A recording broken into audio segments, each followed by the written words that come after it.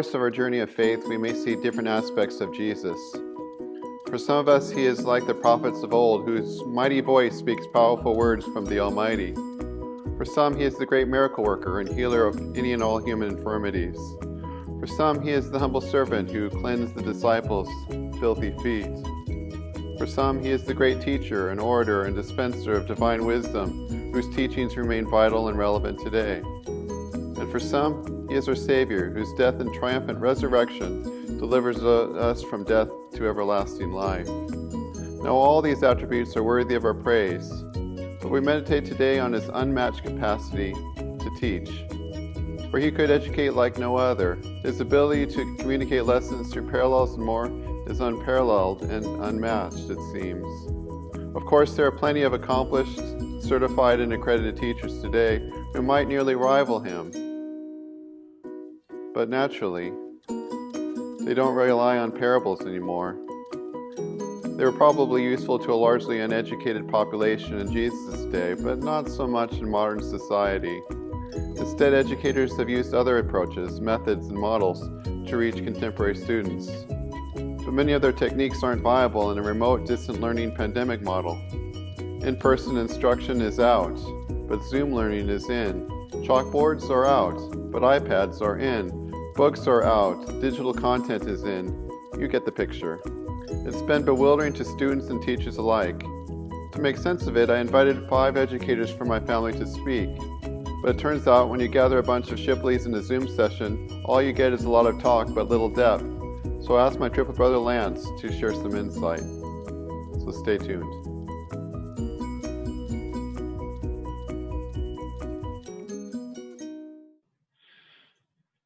Hi, this is Pastor Don Shipley with the rare privilege of having my triplet brother Lance Shipley come and talk to us about online learning. Lance, could you please introduce yourself and tell us your credentials? Sure. I'm Lance. I'm related to that guy. I have served as a school counselor for about 25 years, and I have served as a school counselor in an online school for about 13 years, 14 years. Have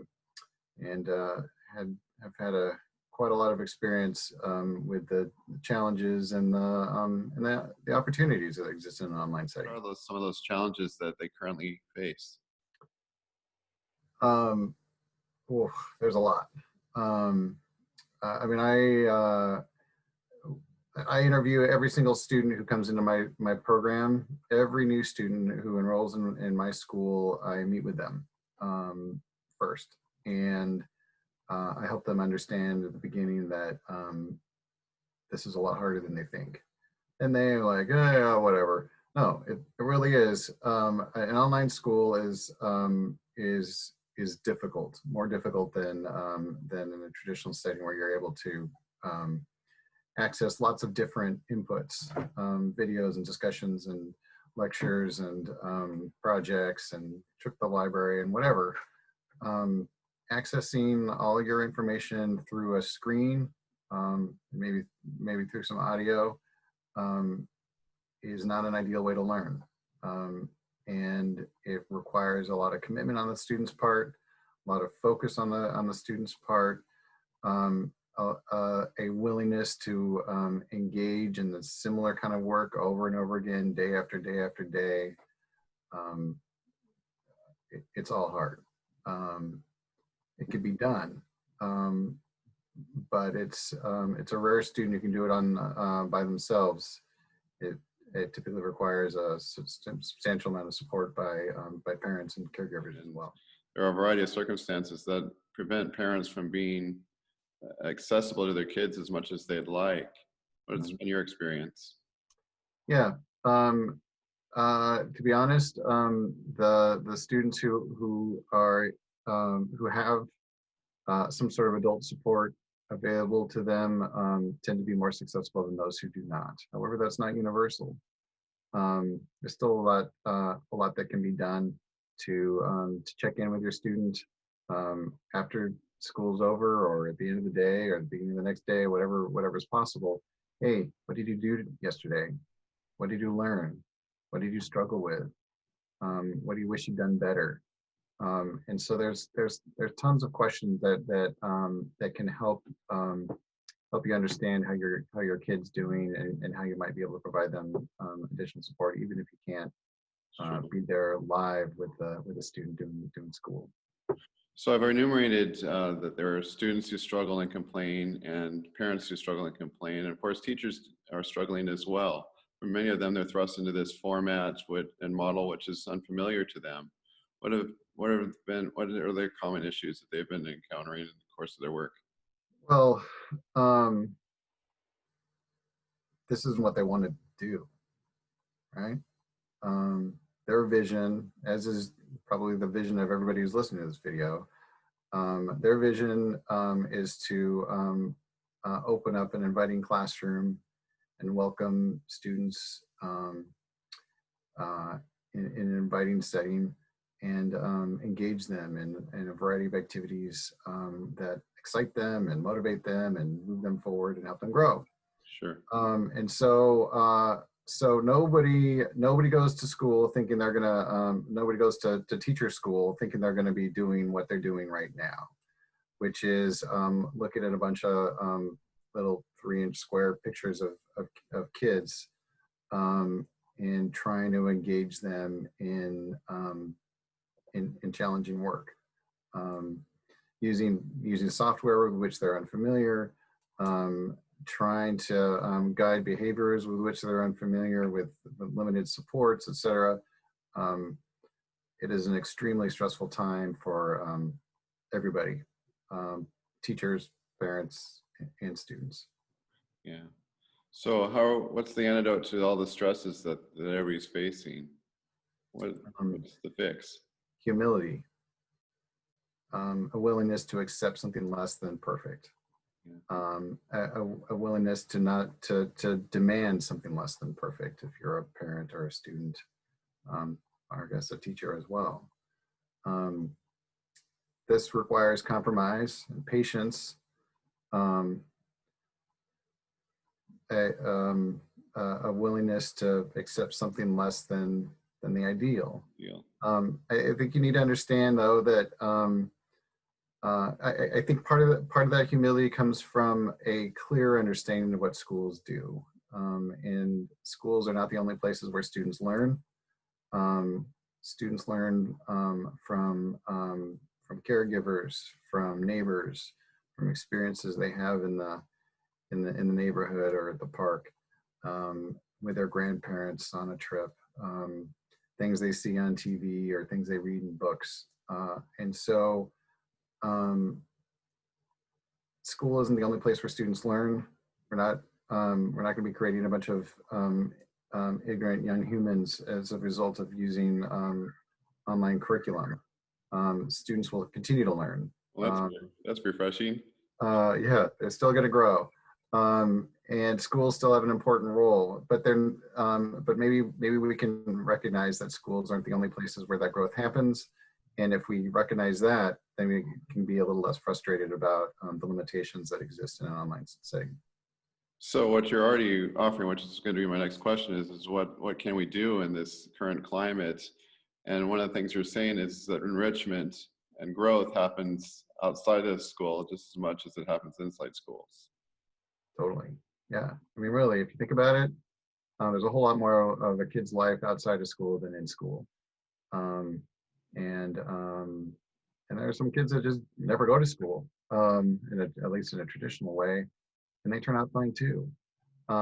So finding experiences where students can continue to grow, whether it's building stuff, taking things apart, making airplanes, writing stories, drawing pictures, studying leaves, finding bugs, looking at rocks, sorting out things, whatever. All of those experiences are important, and help a student grow.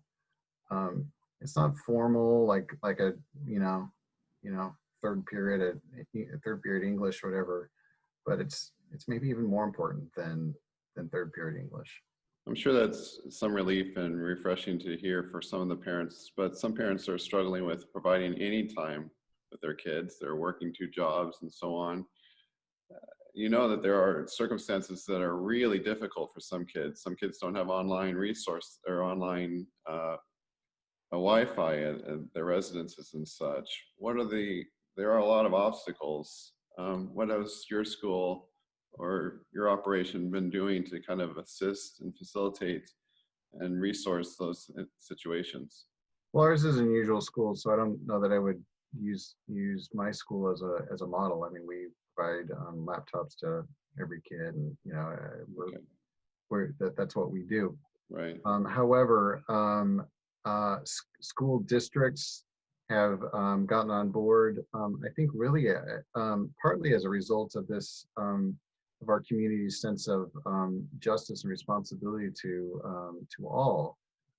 Districts have come on board, and they're providing technology, laptops, they're providing portable hotspot things. They're like Right. Those little little Wi-Fi router Wi-Fi deals. things that connect to cell towers. They are really quite good, or getting better at making those technologies available, and they've staffed up tech support offices to help people navigate some of the difficulties of getting online and dealing with passwords and usernames and all that business with which many students and families are unfamiliar. And Sure. so wherever you are at this point, your district should have an office specifically dedicated to ensuring that students have access to that technology and have the support they need to be able to use it well. That doesn't solve all of those struggling families' problems, but certainly the door to school shouldn't remain closed to anyone. All right. Well, that's reassuring to know that technology is being ramped up to provide for everybody. Yeah. But at the same time, there's still kids that are very, very stressed. Given your work as a counselor and so on, what's your go-to counsel for stressed out kiddos? Um, uh, I think it's a good question. There is an enormous amount of stress, and my school tends to attract, in normal circumstances, many students who experience anxiety in a regular school setting. I want to reiterate. My first response is to reiterate the importance of comfort with something less than perfect. And I think a whole lot of message can come from parents and families and caregivers and aunts and uncles and stuff who are helping young people through school. Pause. To breathe. Take a breath. Yeah. We're going to do our best today. It might not be awesome, but we're going to do what we can today. And then at some point, we're going to turn off that computer and we're going to give tomorrow another shot. Helping students understand that that no one expects things to be perfect, and teachers are getting to be good at this as well. They're understanding too that students can't always deliver. If you're trying to do school from the parking lot of Safeway, at some point you got to go. At some point you got to go home, and so I think we can model to our kids not a acceptance of mediocrity exactly, but that's kind of what I'm thinking.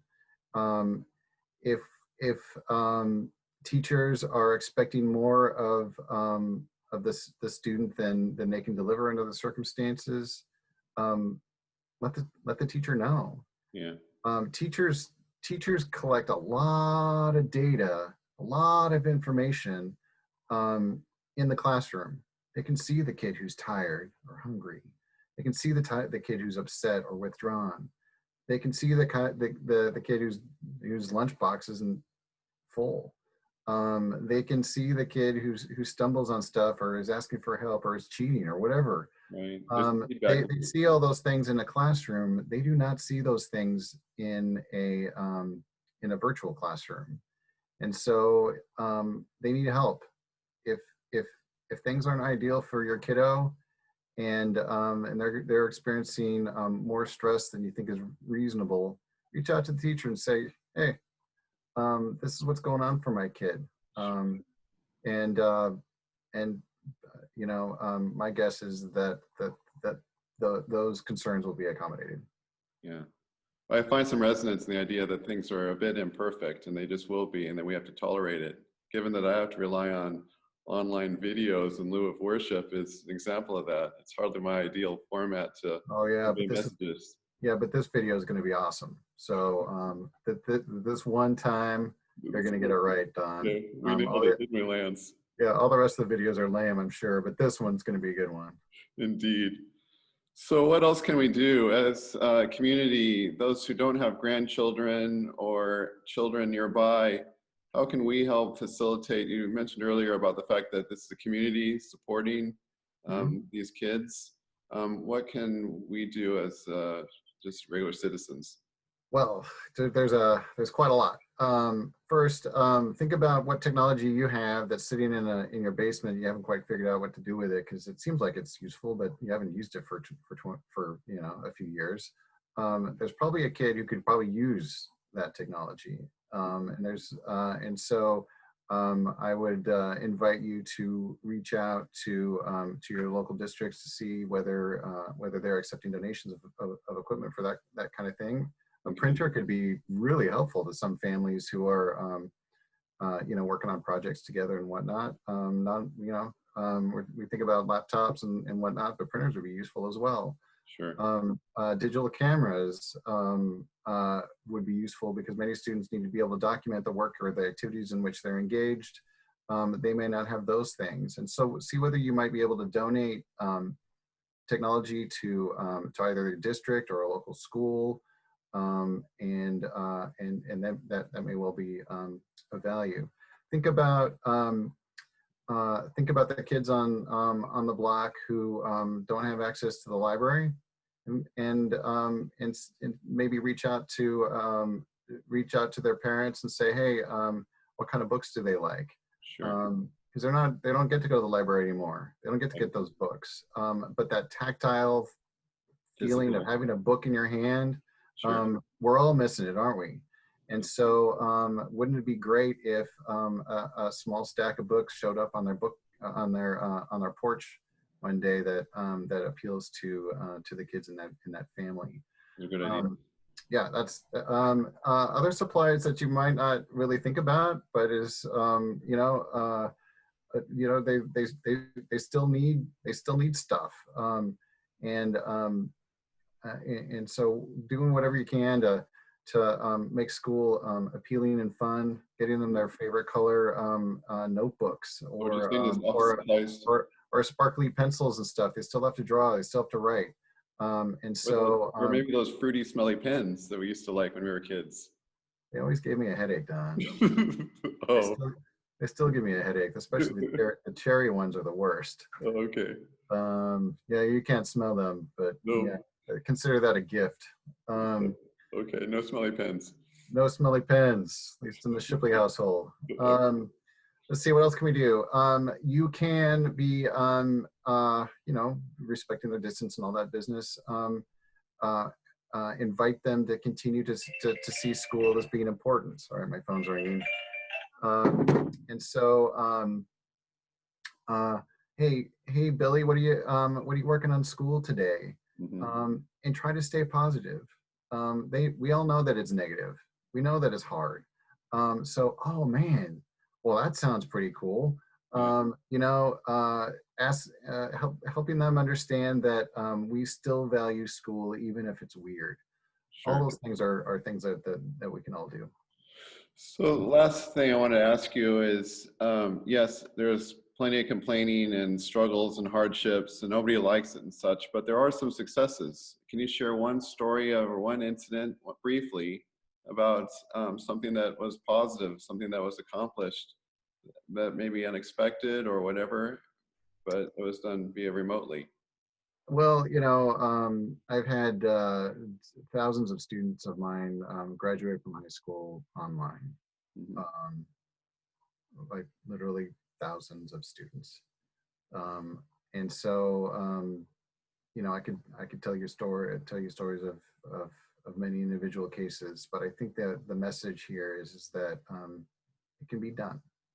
Um, it can be done for your kid, your grandkid, your neighbor kid. They can do this. Whether it's high school or elementary school, it can be done. Little kids have special challenges, but still growth can happen there as well. And so trust that good growth and success is possible in any circumstance. This isn't the worst situation we've ever been in. Um, we've been in far worse situations in the past. And somehow or other, we all seem to survive and succeed and build a strong country. We're going to be okay. All right, sounds good. Thanks for your comforting and reassuring words, Lance. I appreciate your time. Sure. All All right. right. This is your best video, isn't it? It's not bad. Okay, good. All right. See ya. Bye.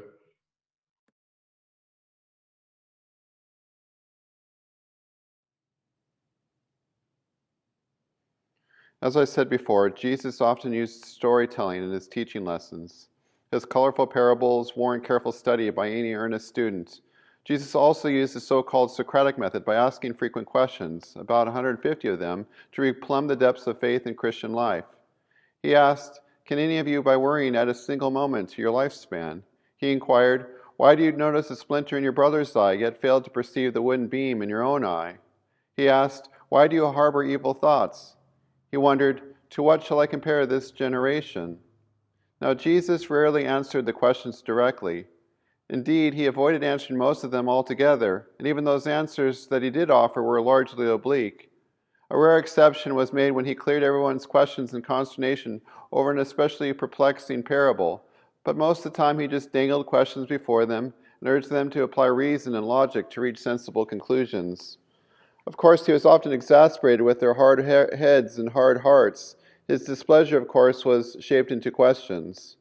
He asked, "Do you not yet understand or comprehend? Are your hearts hardened? Do you have eyes and still not see, ears and not hear?" The Socratic style or method has obviously been in disfavor for centuries, but it still has some merit and can be applied to current events. Here's a modern example.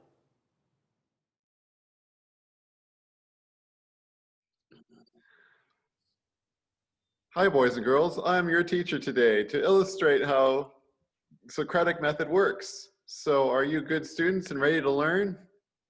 Yes, we Yes. are. I'm going to ask you a series of questions so you can learn something. You want to learn? Bring Yes. it on. All right, sounds good. Now, what is happening in our global climate? It's getting warmer. How do you know it's getting warmer? What evidence do you have to support your answer? Why, it's in the news all the time. They're always saying it's not as cold as it used to be, that we have all these record heat days. Has anyone else heard of the same news? Yeah, I read about it in the newspaper. They call it global warming, I think. You are so smart. Now, are you saying that you learn about global warming from newscasters? Are you assuming they know about global warming? Yeah, I heard it too. It's terrible. The ice caps in the Arctic are melting and animals are losing their homes. And I think the newscasters hear it from the scientists that are studying the issue. So, if that is the case, and scientists are telling the newscasters, how do the scientists know? Well, they have instruments to measure climate. They conduct research that measures the Earth's temperature. Oh, that's smart. How long do you think scientists have been doing this? Oh, I'd say 100 years. I think maybe a little more than that. Actually, it's been studied for about 140 years, since about 1860. Yeah, we were close. Yes, but how did you know that? I just figured that seems like when instruments were available and scientists had the means to measure climate like that. Wow, you're so smart. So looking at the last 100 years climate on this graph, what can we say about the Earth's climate? The 20th century has become much warmer than previous centuries. Huh. Can we hypothesize why? One word, pollution. What are you assuming when you say that pollution is the cause for the temperatures to rise? Carbon dioxide from cars, for sure. That causes pollution, and chemicals from factories. Hmm. Hairspray causes dangerous chemicals to get in the atmosphere. All right, boys and girls, let's review what we've learned so far. And that is how the Socratic method works. Thank you very much to both you students. You both get A's and gold stars. Yay!